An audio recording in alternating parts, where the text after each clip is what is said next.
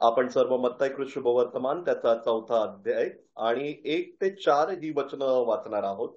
मत्ती शुभवर्तमान त्याचा 4था अध्याय 1 ते 4 ही वचनं. अरण्यात येशूची परीक्षा. तेव्हा सैतानाकडून येशूची परीक्षा व्हावी म्हणून आत्म्याने त्याला अरण्यात नेले. मग त्याने 40 दिवस 40 रात्र उपवास केला. त्यानंतर त्याला भूक लागली. तेव्हा परीक्षक त्याच्याजवळ येऊन म्हणाला, तू देवाचा पुत्र आहेस तर या धोंड्याच्या भाकरी व्हाव्या अशी आज्ञा कर. परंतु त्याने उत्तर दिले की मनुष्य केवळ भाकरीने नव्हे तर परमेश्वराच्या मुखातून निघणाऱ्या प्रत्येक वचनाने जगेल असा शास्त्रलेख आहे.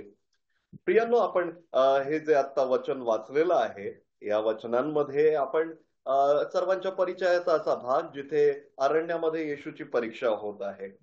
आणि या पहिल्या वचनामध्ये जे आपण वाचत आहोत, त्या पहिल्या वचनामध्ये असं म्हटलंय की तेव्हा सैतानाकडून येशूची परीक्षा व्हावी म्हणून आत्म्याने त्याला अरण्यात नेले. आणि या वचनाचा मी जेव्हा विचार करतो, मला असं वाटतं की किती विरोध आहे या वचनामध्ये, किती वेगळं हे वचन आहे. येशूला, प्रभू येशूच्या परिस्थितीमध्ये हा आलेला एक बदल आपण इथे पाहतो. पहिला बदल आपण म्हणजे जर पाहिलं गेलं तर आपल्याला लक्षात येईल की परीक्षा होणार आहे ती देवाच्या पुत्राची होणार आहे, प्रभू येशूची होणार आहे. त्याला कुठे नेलं जात आहे तर अरण्यात, आणि तेही पवित्र आत्म्याच्या द्वारे नेलं जात आहे. आणि परीक्षा घेणारा जो आहे तो सैतान आहे. स्वतः सैतान त्याची परीक्षा घेणार आहे. आणि आपण जेव्हा पाहिलं की या पहिल्या वचनामध्ये आपण विरोधाभास का म्हणत आहोत, आपण हा एवढा विरोध का म्हणत आहोत त्याच्या परिस्थितीमध्ये, जर आपण ह्याच्या आधीच्या अध्यायामध्ये गेलो, 3ऱ्या अध्यायामध्ये गेलो, तर आपल्याला त्याच्या बाप्तिस्म्याचा प्रसंग सापडतो. आणि बाप्तिस्म्याचा जो प्रसंग आहे तो यार्देन नदीच्या किनारी आहे. यार्देनाचं शांत पाणी आहे. एका ठिकाणी यार्देनाचं शांत पाणी आहे, तर आता प्रभू येशू ख्रिस्त जिथे आलाय तिथे त्या अरण्यामध्ये आहे. तिथे कोणी नाहीये.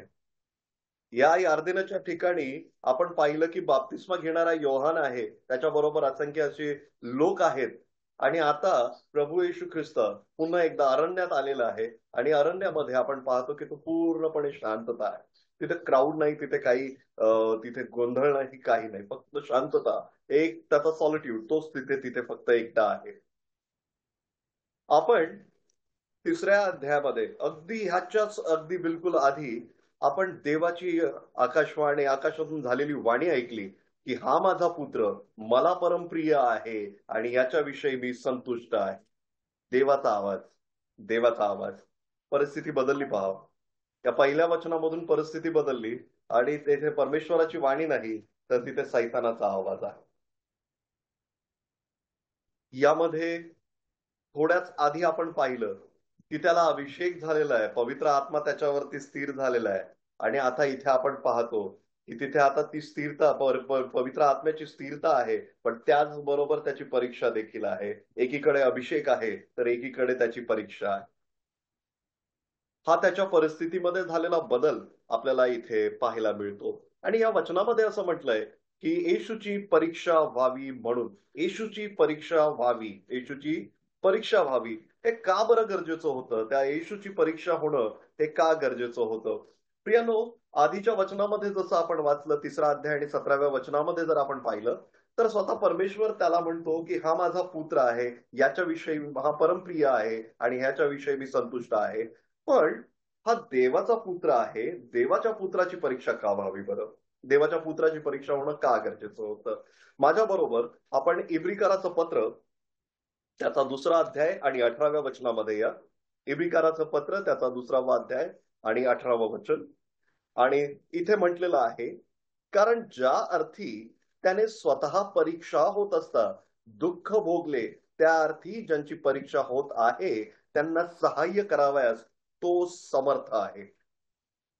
तो देवाचा पुत्र होता, पण जेव्हा तो या भूतलावरती आला तेव्हा तो संपूर्ण मनुष्य होऊन आला, संपूर्ण मनुष्य. तुम्हाला मला ज्या भीती आहेत, तुम्हाला मला ज्या भावना आहेत, त्या सर्व त्याला होत्या. आणि या वचनामध्ये जे आपण वाचलं तिथे म्हटलंय की त्याची परीक्षा होत असता त्याने दुःख भोगले. जर तो देवाचा पुत्र होता तर त्याला दुःख भोगावं लागलं नसतं. पण होय त्याने पूर्ण मनुष्यासारखं आपल्यासारखं सर्व दुःख त्याने भोगलं. तो तुमचं आणि आमचं दुःख समजून घेऊ शकला, कारण त्याने देखील तेच दुःख भोगलं जे त्याला परीक्षेत पडताना झालं. चौथ्या अध्यायाचं इब्रिकराचं पुस्तकाचा 4 अध्यायाचं 15वं वचन आपण वाचू. कारण आपल्या सर्वांच्या दुर्बलतेविषयी ज्याला सहानुभूती वाटत नाही. हे वचन खूप सुंदर आणि खूप महत्वाचं आहे. कारण इब्रिकराचं पत्र 4 अध्याय 15वं वचन. कारण आपल्या सर्वांच्या दुर्बलतेविषयी ज्याला सहानुभूती वाटत नाही, असा आपला प्रमुख याजक नाही, तर तो सर्व प्रकारे आपल्याप्रमाणे पारखलेला होता. आणि तिथे शेवटी म्हटलंय तरी निष्पाप राहिला आपल्याप्रमाणे. या 2 वचनांमधून, या इब्रिकराच्या पत्रामधली ही जी 2 वचनं आपण वाचली प्रियांनो, या 2 वचनांमधून एक गोष्ट आपल्याला जी कळते ती म्हणजे तो आपल्याप्रमाणे होता. आपल्याप्रमाणे, अगदी आपल्याप्रमाणे. काही फरक नाही. त्याने दुःख भोगलं. होय, त्याने दुःख भोगलं. त्याने दुर्बलतेविषयी त्याला सहानुभूती वाटते, कारण तो देखील दुर्बळ अवस्थेत तिथे होता. तो आपला प्रमुख याजक आहे आणि त्याला आपल्या दुर्बलतेविषयी सहानुभूती वाटते, कारण त्याने देखील तीच परिस्थिती सहन केली. आणि अशा प्रकारे सर्व प्रकारे तो आपल्याप्रमाणे पारखलेला होता. आपली जशी पारख तशी त्याची पारख झाली, पण आपल्यामध्ये आणि त्याच्यामध्ये एका गोष्टीचा फरक राहिला आणि तो राहणार आणि तो नेहमी असणार आहे, की तो निष्पाप राहिला. तो निष्पाप राहिला. त्याने कधीही पाप केलं नाही. त्याच्या ठायी कसलं पाप नव्हतं. आणि हेच आपण मत्तेयाच्या पुस्तकामध्ये पाहतो, की जर त्याची परीक्षा झाली. काही इंग्लिश भाषांतरांमध्ये या परीक्षेबद्दल असं म्हटलंय, की ही वॉज टेस्टेड, टेम्प्टेड आणि टेस्टेड एक्सिडिंगली, म्हणजे अगदी सिव्हिअर अशी त्याची परीक्षा तिथे घेण्यात आली. अगदी सिव्हिअर. आणि ती सिव्हिअर होण्याचं कारण देखील, कारण तो स्वतः देवाचा पुत्र होता. त्याच्याविषयी आत्ताच साक्ष देण्यात आली आहे. ती देखील परमेश्वर पित्यानं साक्ष दिली आहे, की तो माझा पुत्र आहे. हा माझा पुत्र आहे. हा मला परमप्रिय आहे. देवाचा सर्वात आवडता पुत्र, परमप्रिय पुत्र. आणि देव त्याच्याविषयी संतुष्ट आहे असं वचन, असं देव स्वतः म्हणतो तिथे, परमेश्वर स्वतः म्हणतो. म्हणून त्याची परीक्षा जी आहे ती अतिशय कठीण आहे.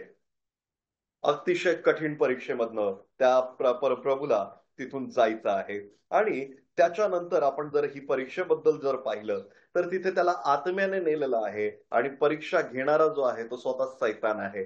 स्वतः सैतान तिथे त्याची परीक्षा घेणार आहे असं आपल्याला दिसून येतं. या पहिल्या वचनामध्ये प्रियांनो, आपण जे वाचलं, आपण जे पाहिलं ते हेच आहे, की ज्या प्रभूची परिस्थिती पूर्णपणे बदललेली आहे. परीक्षा होणार आहे. ती अतिशय सिव्हिअर असणार आहे, कारण त्याच्याविषयी देवाने स्वतः साक्ष दिलेली आहे. आणि आपण पाहतो, की त्याच प्रभूला सैतान स्वतः येऊन त्याला टेम्प्ट करणार आहे, त्याला परीक्षा घेणार आहे. आणि पुढे असं म्हटलेलं आहे, की मग त्याने 40 दिवस,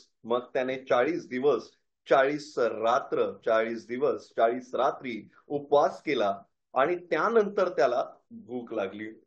या परीक्षेबद्दल एक विशेष गोष्ट जर आपण आता इथे पाहिली तर आपल्याला लक्षात येईल, की 40 दिवस 40 रात्र ती परीक्षा होत असताना त्याने काहीही खाल्लेलं नाहीये. तो अगदी उपाशी आहे. आपल्याला वाटेल कदाचित देवाचा पुत्र आहे, पवित्र आत्म्याने भरलेला आहे, म्हणून त्याला ते पॉसिबल झालं. पण तसं नाहीये बरं का. जर आपण मोशेविषयी देखील पाहिलं, आपल्याला ठाऊक आहे, आपण निर्गमाच्या पुस्तकामध्ये पाहतो, की मोशे देखील 40 दिवस 40 रात्र त्या पर्वतावर परमेश्वराबरोबर होता आणि तो उपाशी होता. जर आपण पहिले राजे 19वा अध्याय त्याच्या काही वचनांमधनं पाहिलं तर एलियाबद्दल पाहतो आपण, की त्याने एक भाकरी खाल्लेली आहे, पाणी पिलेलं आहे आणि त्याच्यानंतर तो तिथून निघून गेलेला आहे, होरेब पर्वताकडे चाललेला आहे. आणि तिथे देखील तो 40 दिवस जवळजवळ उपाशी आहे. 40 दिवस 40 रात्र. सो ह्युमनली बॉडी, म्हणजे आपल्या मानवी शरीराला हे शक्य आहे का? तर हे शक्य आहे. 40 दिवस 40 रात्र उपास करणं हे शक्य आहे. पण नंतरची जी परिस्थिती आहे, कारण त्यानंतर असं म्हटलंय, की त्याच्यानंतर त्याला भूक लागली. आपण ह्या वचनामध्ये आपण पाहतो, की आता एक एक लिमिट आलेली आहे. मानवी शरीराला एक लिमिटेशन आहे. आणि त्याच्यानंतर त्या लिमिटेशन नंतर त्याला त्या मर्यादेनंतर त्याला तिथे भूक लागलेली आहे. कशी आहे बरं येशूची आपल्या परिस्थिती? कशी आहे प्रभू येशूची परिस्थिती तिथे? तो तिथे त्या परीक्षेसाठी त्या अरण्यात गेलेला आहे. आत्ता तो कुठे त्या क्राऊडमध्ये आता तो आपल्या घरी होता, तो कम्फर्ट लेव्हलमध्ये होता. पण आता तिथून निघून तो त्या अरण्यामध्ये आलेला आहे. अरण्यामध्ये काही खायला नाही, अरण्यामध्ये काही पिण्यास नाही. 40 दिवस 40 रात्र प्रभू येशू जो आहे तो पूर्णपणे उपाशी आहे आणि आता त्याला भूक लागलेली आहे. आणि त्याच्याबरोबर काय होतंय तो तिथे मजा करायला गेलेला नाहीये. त्याची परीक्षा होते. परीक्षा घेणारा परीक्षक सुद्धा जो आहे तो सैतान स्वतः आहे. आणि हा सैतान मानवी देहाची इथे आपण पाहतो की ती जी दुर्बळता आहे त्या दुर्बळतेमध्ये आपला प्रभू येशू ख्रिस्त त्या सैतानासमोर परीक्षेसाठी तो उभा राहिलेला आहे. या वचनामध्ये आपण जर पुढे गेलो तर आपल्याला लक्षात येईल तिथे म्हटलंय 3ऱ्या वचनामध्ये की तेव्हा परीक्षक त्याच्या जवळ येऊन म्हणाला, तू देवाचा पुत्र आहेस तर या धोंड्याच्या भाकरी व्हाव्या अशी आज्ञा कर. तेव्हा परीक्षक सैतानाला परीक्षक म्हटलेलं आहे. सैतानाला म्हटलेलं आहे की तो परीक्षक आहे. कसा परीक्षक आहे बरं? हा परीक्षक जो आहे त्याला शास्त्र ठाऊक आहे. हा परीक्षक आहे त्याला वचनं ठाऊक आहेत. हा परीक्षक आहे त्याला एक गोष्ट पक्की ठाऊक आहे आणि हा खूप आपण म्हणतो ना स्मार्ट आहे. याला ना एक गोष्ट ठाऊक आहे. याला ठाऊक आहे की आत्ता ह्याला जर इथे आपण हरवलं ना, तर हा वधस्तंभावर काही आपल्याला हरवू शकणार नाही. त्याला आपल्याला हरवायचं आहे. आता याची परीक्षा एवढी स्ट्रॉंग करायची आहे. तुम्हाला लक्षात येतंय प्रियांनो की ह्यामध्ये किती तफावत आहे. या किती गोष्टी वेगळ्या आहेत. मला आत्ताच ह्याला हरवायचं आहे. मला आत्ताच जर ह्याला हरवता आलं, आत्ताच जर ह्याला हरवता आलं, तर हा वधस्तंभावरती माझ्याबरोबर जिंकू शकत नाही. तो तिथे पोहोचूच शकत नाही. मला याला इथे हरवायचं आहे. याची परीक्षा घेण्यासाठी माझ्यापर्यंत आणलेलं आहे. मला इथे त्याला हरवायचं आहे. आणि हा परीक्षक जो आहे, तो त्याच्या जवळ जाऊन बोलतो. मी विचार करतो या वचनाचा आणि माझ्या लक्षात येतं हा लांबून देखील बोलला असता. हा दूर उभा राहून त्या प्रभूबरोबर बोलू शकला असता. पण वचन म्हणतं की तो त्याच्या जवळ येऊन म्हणाला. जवळ. 40 दिवस 40 रात्र आपला प्रभू अगदी उपाशी आहे. त्याने काही खाल्लं नाही, त्याने काही पिलेलं नाहीये. कदाचित त्याला ऐकायला यावं. त्याच्याबरोबर त्याच्या शब्दांची ती तीव्रता त्याच्या लक्षात यावी म्हणून हा जो सैतान आहे अगदी त्याच्या जवळ येऊन म्हणतोय, जवळ येऊन की तू देवाचा पुत्र आहेस तर. तू देवाचा पुत्र आहेस तर. सैतानाला ठाऊक आहे तो देवाचा पुत्र आहे. सैतान असा त्याला म्हटला नाही की बघ तू देवाचा पुत्र आहेस. तर तो म्हणतो की तू देवाचा पुत्र आहेस तर. सैतान अगदी चाणाक्ष परीक्षक आहे बरं का. सैतानाला तुमची आमची परीक्षा कशी घ्यायची ते चांगलं ठाऊक आहे. तुम्हाला माहिती आहे आणि तुम्हाला ठाऊक असेल की आपण जर उत्पत्तीच्या पुस्तकामध्ये गेलो, ह्याच सैतानानं जर आपण उत्पत्तीमध्ये गेलो तर ह्याच सैतानानं आपण शास्त्रभाग काढला नाही, मी आपल्यासाठी फक्त ती वचनं वाचत आहे. या सैतानानं त्या स्त्रीला देखील असंच काहीतरी बोलला होता. आणि तो काय म्हणाला माहितीये त्या स्त्रीला? तिथे वचन मी वाचतो. उत्पत्ती 3रा अध्याय त्याचं पहिलं वचन. आणि तिथे तो वचनामध्ये तिथे लिहिलेला आहे की परमेश्वर देवानं केलेल्या सर्व वनचरात सर्प फार धूर्त होता. तो स्त्रीला म्हणाला, तुम्ही बागेतल्या कोणत्याही झाडाचे फळ खाऊ नये असे देवाने तुम्हाला सांगितले. हे खरे आहे काय? हे खरे आहे काय? बघा सैतान किती शहाणा आहे बरं. किती हुशार आहे तो. तो परीक्षा घेताना तो असं म्हणू शकला असता स्त्रीला की तुम्हाला परमेश्वर पित्यानं त्या झाडाचं फळ खाऊ नये असं सांगितलंय, बरोबर आहे का? नाही, पण त्याने प्रश्न तसा नाही विचारला. त्याने प्रश्न विचारला की तुम्ही बागेतल्या कोणत्याही झाडाचं फळ खाऊ नये असे देवाने तुम्हाला सांगितले, हे खरे आहे का? ट्रिक क्वेश्चन आहेत त्याचे. तो तुम्हाला साधे साधे प्रश्न विचारणार नाही. तो तुम्हाला आणि आम्हाला जो विचारतो ना, तो आम्हाला असे ट्रिकवाले क्वेश्चन विचारतो. असे प्रश्न विचारतो की ज्याच्यामध्ये ना तुम्ही सहज फसून जाता, बोलून जाता. तू देवाचा पुत्र आहेस तर. देवाचा पुत्र आहेस तर. होय. प्रभू येशू ख्रिस्ताला जेव्हा त्याने प्रश्न विचारला की तू देवाचा पुत्र आहे, हा देखील एक ट्रिक क्वेश्चन होता. आणि तो नंतर म्हणतो की धोंड्याच्या भाकरी व्हाव्या अशी आज्ञा कर. दोन्ही गोष्टींचा तसा फार काही संबंध नाही. म्हणजे मी देवाचा पुत्र आहे म्हणून धोंड्याच्या भाकरी व्हाव्यात, असं जर प्रभू येशू ख्रिस्त म्हणायला लावायचं प्रभू येशू ख्रिस्ताला किंवा ते करायला लावायचं, दोन्ही बाबतीत प्रभूची परीक्षा होती. दोन्ही हा प्रश्न खूप कठीण होता.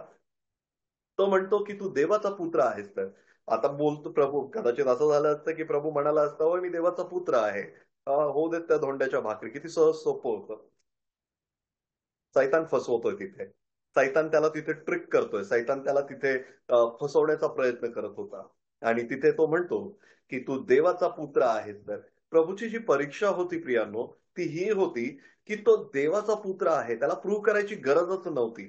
त्याला ते प्रूव्ह करायचं, त्याला ते समजून द्यायचं काही गरज नाहीये. पण सैतान त्याला म्हणतो की तू धोंड्याच्या भाकरी व्हाव्या अशी आज्ञा कर. ही परीक्षा कठीण आहे प्रियांनो. ही परीक्षा का कठीण आहे? कारण धोंड्याच्या भाकरी करणं हे प्रभूला सहज शक्य होतं.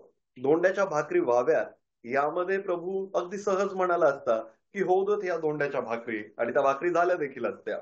पण या परिस्थितीमध्ये देखील जर आपण प्रभूकडे पाहतो तर प्रभू त्याला त्याचं उत्तर देत आहे, पण ते शास्त्रलेखातून देत आहे.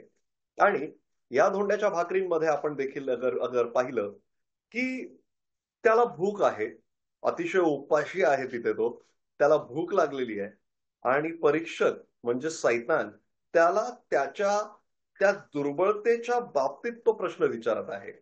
तो साधा सुद्धा प्रश्न नाहीये. तो दुर्बळतेच्या बाबतीत त्याला पकडतोय. भूक तर लागलेली आहे. तुला फक्त आज्ञा करायची आहे आणि धोंड्याच्या भाकरी होतील. धोंड्याच्या भाकरी झाल्या रे झाल्या की आता भाकरी तू खायच्या. तुझी भूक भागवायची. किती वेळा सैतान आपल्याला असा पकडतो बरं? असं किती वेळा झालेलं आहे की सैतान आपल्याला आपल्या त्या दुर्बळ अवस्थेत पकडतो. कदाचित तो मला खूप पैशांची गरज आहे. कदाचित मला कुठल्या तरी गोष्टींची गरज आहे आणि मला तो म्हणतो की तू देवाचा पुत्र आहेस तर, तू देवाचा पुत्र आहेस तर तू देवाकडे पैसे माग. आणि आपण पण प्रार्थना छान करतो बरं का. आपण प्रार्थना करताना आपण देवाला फसवतो. आपण देवाला काय म्हणतो बरं? की तू माझा स्वर्गीय पिता असशील तर माझं हे काम होऊ दे. तू माझा स्वर्गीय पिता असशील तर, अरे देवा मला माझे पैसे मिळू देत.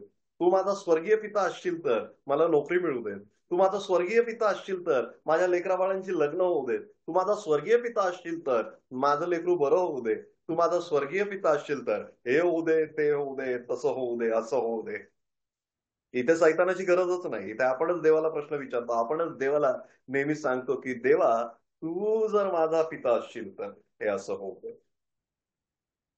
आणि आपण आपल्या देवाला तिथे परीक्षेमध्ये पाडण्याचं काम हमखास करतो. आपल्यामध्ये ही परिस्थिती नेहमी येते. पण आपण जे करतो आणि प्रभू येशू ख्रिस्तानं जे केलं त्यामध्ये किती मोठा फरक आहे ते बघा बरं. प्रभू येशू ख्रिस्त त्याला म्हणतो की परंतु त्याने उत्तर दिले, मनुष्य केवळ भाकरीने नव्हे तर परमेश्वराच्या मुखातून निघणाऱ्या प्रत्येक वचनाने जगेल असा शास्त्रलेख आहे. असा शास्त्रलेख आहे. जर परमेश्वर पित्याला, जर आपल्या प्रभूला काही उत्तर द्यायचं असतं तर त्याने काहीही दिलं असतं. पण प्रभू येशू ख्रिस्त त्याला काहीही उत्तर देत नाही. तो त्याला शास्त्रलेख सांगतो. अनुवादाच्या पुस्तकाच्या 8व्या अध्यायाचं 3रं हे वचन जे आहे त्यामधून तो म्हणतो की मनुष्य केवळ भाकरीने नव्हे तर परमेश्वराच्या मुखातून निघणाऱ्या प्रत्येक वचनाने जगेल. प्रत्येक वचनाने तो जगेल. मनुष्याला जगण्यासाठी कदाचित मला जर कोणी म्हटलं की हा प्रश्न विचारला की जर तुझा खरंच देव आहे तर तुझ्या लेकराबाळांचं बरं व्हावं म्हणून तू प्रार्थना कर.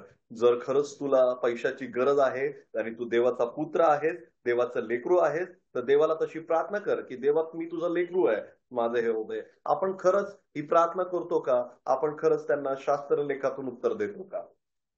आणि खरंच हा मोठा प्रश्न आहे आपल्या समोर आज. प्रभू येशू ख्रिस्त त्याला उत्तर देताना तिथून उत्तर देतो की मनुष्य केवळ भाकरीने नव्हे तर परमेश्वराच्या मुखातून निघणाऱ्या प्रत्येक वचनाने जगेल असा शास्त्रलेख आहे. तो दुसरं तिसरं काही सांगत नाही. तो त्याला अगदी साधं सरळ त्याला उत्तर देतो आणि त्यावेळी त्या उत्तर देत असताना तो म्हणतो की तुझं मनुष्य परमेश्वराच्या वचनाने जगेल. मला भाकरीची गरज नाही. मला माझ्या परमेश्वराची परीक्षा घेण्याची गरज नाही. मला सैताना तुला हे प्रूव्ह करण्याची गरज नाही की मी देवाचा पुत्र आहे. मला सैताना माझ्या शरीराची भूक आहे, सगळं ठीक आहे.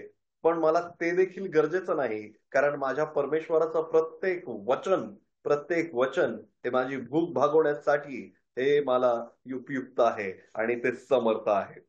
प्रभू येशू ख्रिस्ताच्या उत्तरामधनं आपण त्याच्याविषयी काही खूप छान गोष्टी आपल्याला इथे दिसतात. आपल्याला एक पहिली गोष्ट अशी दिसते, की त्याचा मानवी देहामध्ये असताना, पूर्ण मनुष्य असताना त्याचा त्या शरीरावरती ताबा बघा किती आहे. 40 दिवस 40 रात्र उपाशी राहून जर माझ्यासमोर जर कोणी भाकर ठेवली ना, तर मला राहवणार नाही. मला एक दिवस राहवणार नाही. पण त्याच मानवी देहामध्ये, त्या शरीरामध्ये तो असताना त्याच्या शरीरावरील ताबा बघा किती आहे, तो कंट्रोल किती आहे. तो थोडा देखील तिथे फसलेला नाहीये. तो थोडा देखील तिथे घाबरलेला नाहीये.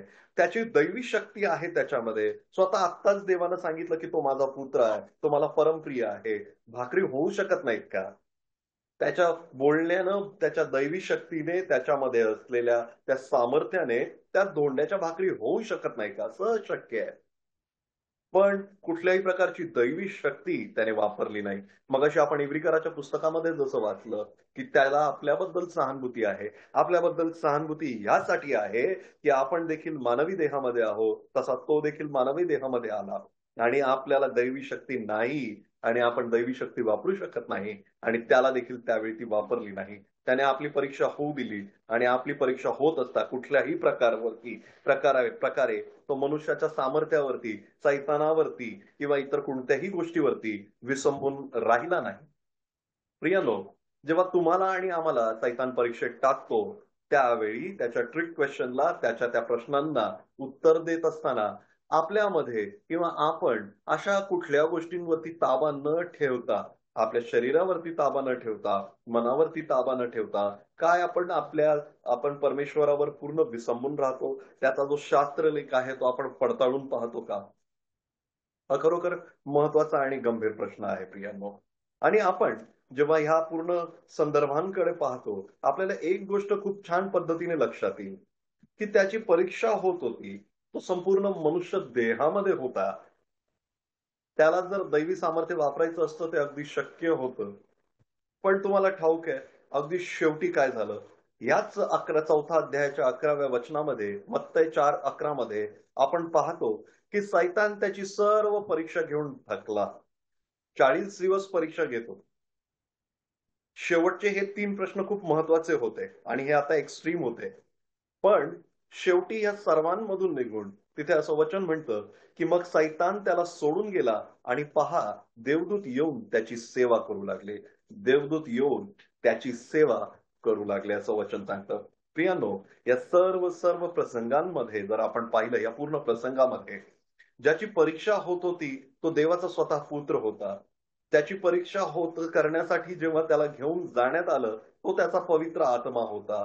होय प्रियांनो, त्याची परीक्षा घेणारा हा स्वतः सैतान होता. स्वतः सैतान त्याची परीक्षा घेत होता. आणि या सर्व परीक्षेमध्ये आपल्या प्रभू येशू ख्रिस्ताने फक्त आणि फक्त परमेश्वर पित्यावरती, त्याने दिलेल्या वचनावरती विसंबून राहणं हेच योग्य मानलं. आणि आपण प्रभूला मनापासून धन्यवाद देऊ. कारण मत्तई शुभवर्तमानाच्या अगदी आपण काही शेवटच्या भागांमध्ये जर गेलो आणि आपण जर त्याच्या 26व्या अध्यायाच्या त्याच्या आपण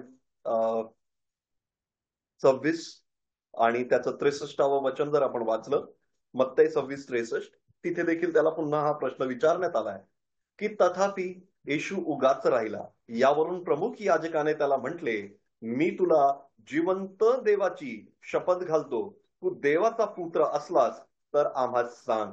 येशू त्याला म्हणाला, होय, आपण म्हटले तसेच. आणखी मी तुम्हाला सांगतो, यापुढे मनुष्याच्या पुत्राला सर्व सामर्थ्याच्या उजवीकडे बसलेले व आकाशाच्या मेघांवर आरूढ होऊन येताना तुम्ही पाहाल. स्तेफनानं त्याला पाहिलं उजव्या बाजूला. स्तेफनानं प्रभूला आपल्या तिथे उजव्या बाजूला पाहिलं. प्रियांनो, या वचनांमधून आज आपण मननाच्या या सत्रामध्ये आपण एक गोष्ट आणि पुन्हा एकदा आपण शिकलो आणि आपण समजून घेऊ, की तुमचा आणि आमचा प्रभू हा पूर्ण मनुष्य देहाने या भूतलावरती आला होता. तुम्हाला आणि आम्हाला ज्या परीक्षा आहेत त्याच परीक्षेमधून किंवा त्यापेक्षाही अतिशय कठीण प्रसंगांमधून, परीक्षांमधून त्याला जावं लागलं. शेवटची परीक्षा त्याने वधस्तंभावरती दिली.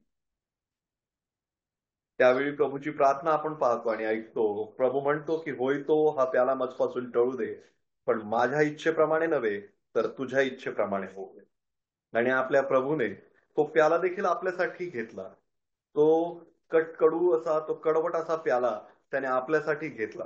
त्याने त्या वधस्तंभावरती त्या परीक्षा दिली. त्याने वधस्तंभावरती आपल्यासाठी प्राण दिला आणि होय आपल्या सर्वांना त्याच्या रक्ताने खंडून त्याने आपलंसं केलं. त्याने आपल्याला देखील त्याचं लेकरू म्हणून केलं.